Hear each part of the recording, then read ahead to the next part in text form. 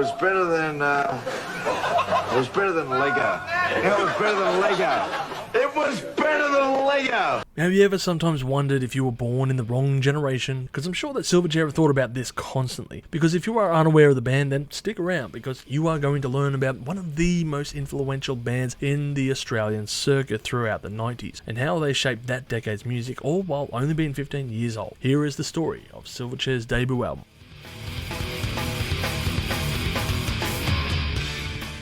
I'm not going to bullshit you and tell you that the Aussie rock scene was a vacuum until Silverchair came around and filled that void as if they were the Big Bang or something like that, because that would be a lie. In fact, just the year prior, Powderfinger had released their debut album, and other bona fide acts had also started out on the scene, with groups like Hunters and Collectors, The Screaming Jets, UMI, and Spiderbait, which were all doing their bit early on. But the fact of the matter is that they were all still refining their sound or playing older music that had been updated for a new audience. Meanwhile, in a high school in Newcastle, two boys got together, Daniel Johns and Ben Gills, and they started a band together in 1992 called the Silly Men, which featured the duo rapping over various drum beats. Now, this may raise a few eyebrows to, of course, a few, and they might even ask the humble question of just what the fuck is that? Especially if you've only heard a handful of Silverchair's tracks. But trust me, these two would continue down this path in the future with a side project called The Dissociatives, luckily without the rapping. Over the next few months, however, the band would be introduced to Chris Janelle, who would become, of course, their bass player, and eventually the trio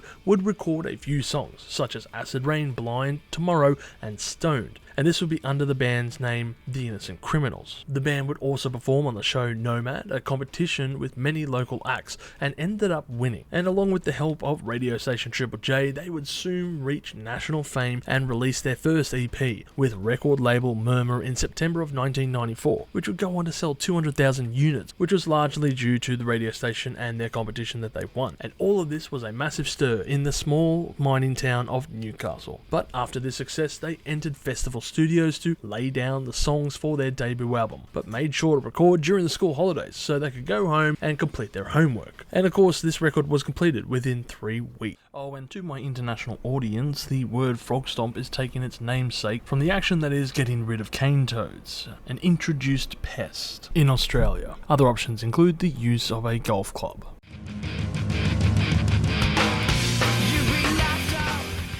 The album would see 4 singles being released off the record, but this might be perhaps due to the fact of the success from their first single, and it is the first song that caused the band to explode on the international stage. You know which one it is.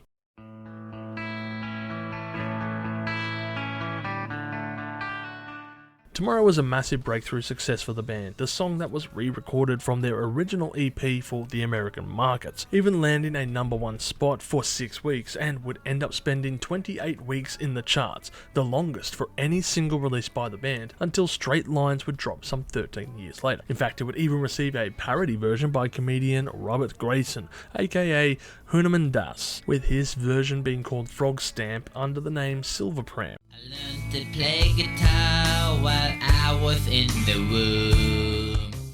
In the band's own words, it was one of their least serious songs, but it still has meaning to it, of course, as the lyrics were influenced by a TV show where a rich man goes off to live as a homeless person for a week, and a poor man was giving the rich man a tour of a rundown hotel. The rich man wanted to get out of there faster than a tradie on a construction site at 3 o'clock on a Friday afternoon, but the poor man responded to him saying, "Wait till tomorrow," a line that stuck with Daniel Johns. The video clip for this tune also reflects this matter to a varying degree, as it does depict a man in a suit and pig mask, sitting on a throne eating coins amongst quick cuts of the band in some abandoned house and various other oddities. It's rather distinctive, but it's also a fairly common video clip for the 90s among this genre. However, I would recommend that you go and watch it, if not just to see a youthful Silverchair once again.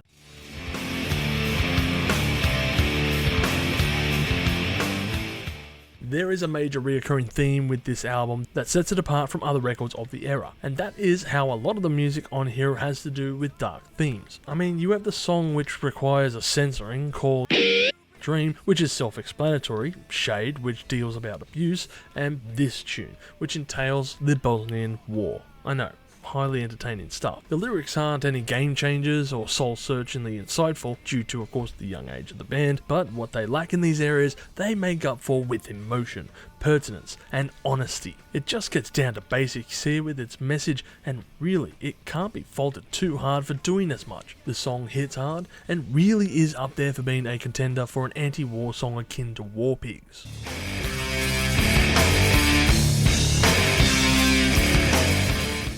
Well, I bet this will be a hotbed of contention, but you bet I'm going to include the hashtag Israel on this review. Anyway, this song takes its cues from the conflict between Israel and Palestine in the 90s and is based around an execution that he saw on TV, which seems to be a recurring motif now I think about it, that whatever Daniel Johns was watching on TV, he would end up writing songs about. Oh, how a lot has changed in the past 30 years surrounding these two neighbouring countries. I'm sure they have put this behind them and are living peacefully right now. This is easily one of the hardest hitting tracks on the record, and I particularly love the part that is towards the end of the song, when the drumming just slows down and the pace gets faster. The production feels so authentic and loud, which is precisely what the band did when they recorded the album, as it was the band playing the song together in the studio instead of just recording their separate parts. Kevin Shirley, the producer for the album, pulled the lads aside and told them, I want you to sound like you guys, but I want you to sound really f***ing loud, and I want the guitars really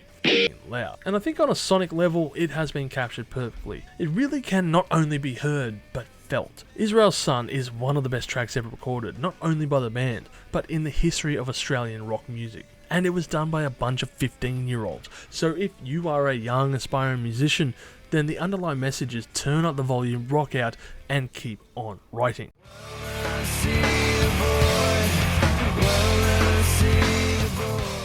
A little known fact about Australia is that, yes, we do receive earthquakes from time to time, so add that to the list of shit that can really kill you in this country. And Fault Line is a song about just that. Newcastle itself lies on one of these fault lines and regularly receives its dose of earth rumbling when it's not self-induced by loud local bands performing in the area. In fact, this song is based on a rather infamous earthquake which took place in 1989, which claimed the lives of 13 people, including a childhood friend of lead singer Daniel Johns, which is promptly described in the song's lyrics with, he runs to find some cover, he doesn't have a clue that his friend will never be found. Sad story, but a great way to remember a friend of his in such a way.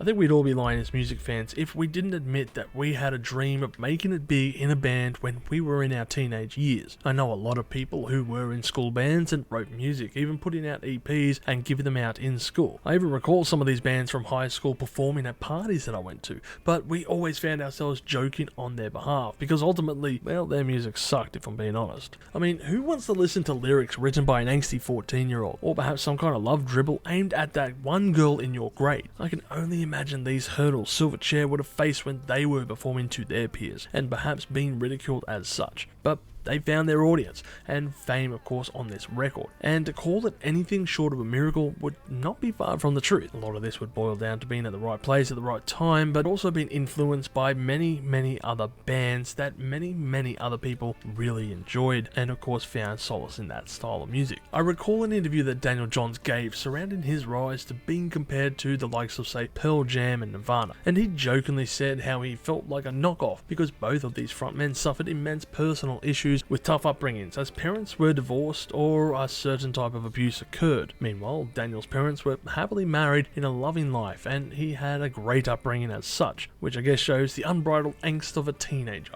Any parents out there watching this who have teenagers, make sure to leave a like because I feel your pain. Regardless of your stance and the notion of an artist who has to suffer for his art, it cannot be denied how epic these tunes were and how this band seemed to write them so effortlessly. Many of the songs that can be found on this record are definitive staples of Australia's music, tunes that would help shape radio stations such as Triple J or Triple M, and they won over many minds with their newfound audience or their peers who would stand up and take take notice of their efforts. For most of the part, this record has stood the test of time. However, I can't say the same for the lyrical content, but it does feel like it gets a free pass considering their age. Another complexity is also whether or not you feel this is your favourite album by Silverchair or not. I'm sure most would agree that it is, and I'm sometimes in that camp. However, it is never a concrete answer with me. You see, this record shows the early stages of its band in its infancy, and on the upcoming releases, we see evolution, particularly on Neon Ballroom or Diorama, with both of these records being a favourite of mine depending on my mood when I'm listening to the band. Still, it is always good to come back and listen to this record,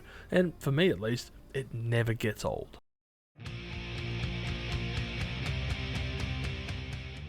When this album dropped, it received mostly critical acclaim, with AllMusic giving a score of 4 out of 5, Bucket List giving a score of 8.5 out of 10, Classic Rock giving a score of 3 out of 5, Entertainment Weekly coming up with a B-, Kill Your Stereo giving it a 3.5 out of 5, Mystic Songs giving it a 4.5 out of 5, Renown for Sound giving it a 4 out of 5, Soundscape Magazine giving it a 4 out of 5, Soundsphere giving it a 4 out of 5, and The Village Voice giving them the lowest score of C. Meanwhile, over at Rate Your Music, the album has a score of 3.22 out of nearly 3,000 reviews, which is kind of low and is a bit surprising to be honest. As for me, I'm going to give this album a score of 12.5 million chilies on the spicy scale, with my favourite tracks being Israel's Son, Tomorrow, Pure Massacre, and Find a Way.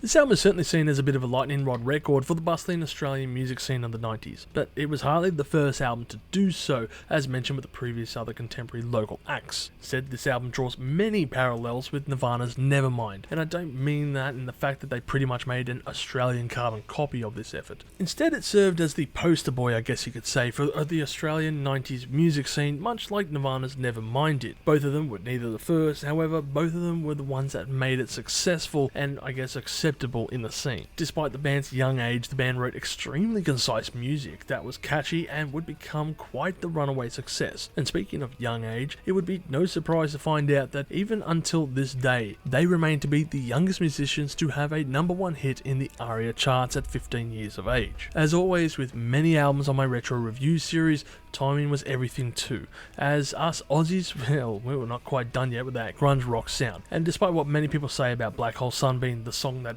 signalled the end to grunge, these boys from Newcastle must have missed that message and instead managed to write anthemic tunes and prolong the genre for a little while longer, even managing to score some success overseas, where in the US it would even go 2 times platinum. This would really open the floodgates to the 90s scene for Australian music, and it helped immensely. In fact, Frogstomp would even serve as an inspiration for the future metal scene, with Ammonite Infliction's Aaron Stringer being a huge fan of this album who was massively inspired by this. While the success of this era of music was a bit short-lived, with the band even evolving their sound over the next few releases, the ultimate legacy that was left would be with the band members themselves, and at a young age they were thrust into the limelight and asked to tour the world, and we all know how this song and dance can end. Daniel Johns will continue to struggle over the next few years with various mental issues such as depression and anorexia nervosa, while battling from addictions that eventually required him to visit a rehab centre and eventually lead to the band going into a status of hiatus until eventually disbanding before a very short-lived reunion. For the most part, Daniel has lived a rather reclusive lifestyle but occasionally pops up in media outlets for various reasons that are truthfully not even newsworthy. However, he has periodically released some solo records, with even his most recent effort, Future Never, released in 2022. This actually ended up in the #1 spot for the ARIA charts for a total of 3 weeks. And unfortunately, that is the case with most child stars. As for the other members, they would acclimate to various roles in their years after, with Ben going on to form another band called Tamberlane in 2002, and even putting out some solo releases a few years ago. He and his wife would also compete in Season 7 of The Amazing Race Australia, and Chris would eventually start up a mental health scholarship in memory of his cousin, and even created a beer company with Lovell's Lager, which he was a co-founder of. But to my knowledge, this has either been shut down or has been bought out. And this pretty much wraps up my retro review on Frogstomp. So I hope that you have enjoyed this episode, and if you learnt a thing or two, hey, please consider subscribing or liking the video if you can.